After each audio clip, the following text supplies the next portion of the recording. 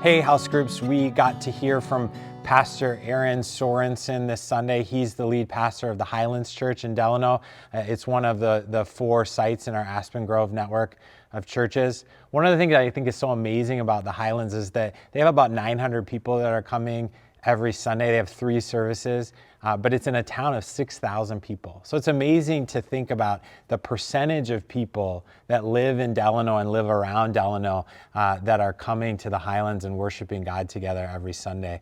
One of the things I like to think about is what is the spiritual responsibility that we have in the different places our church exists. And with that many people who are a part of that smaller community, they just have such an amazing opportunity to influence what God is doing. As I think about what that means for Mercy Hill, we're not a very large church, but we're one of the largest evangelical churches in the city of Minnetonka. There's so few people in the city of Minnetonka that go to church at all.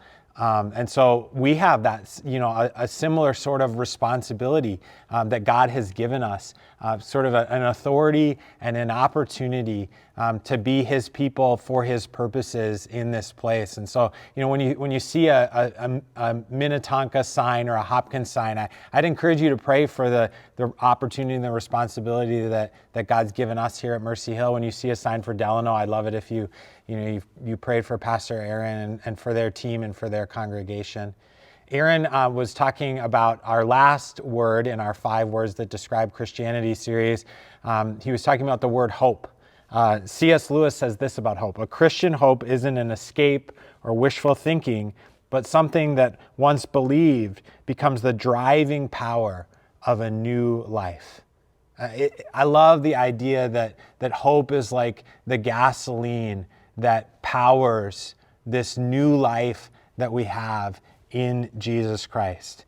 Pastor Aaron was talking about how God is a God who makes and keeps promises, that He holds true to His word, and that allows us to hold on to Him and to have our hope in Jesus. It's not optimism, it's not wishful thinking, but it's this sure expectation that's rooted in God's character and God's promises, that His future redemption is already breaking in to the present.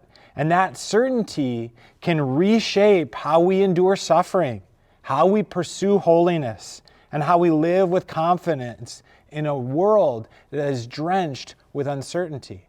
Hope in Jesus isn't going to create certainty about the future in really sort of specific and anecdotal ways, like what's exactly going to happen tomorrow, who's going to win that election, will I get that job?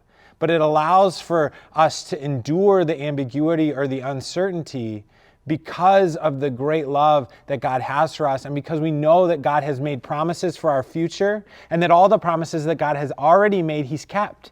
It's just an amazing thing to know that the God who reveals Himself to you is a God who makes and keeps promises, that all of the promises that He has made up until this point that He has kept. And so the ones that haven't come true yet are promises that we know He will keep into the future.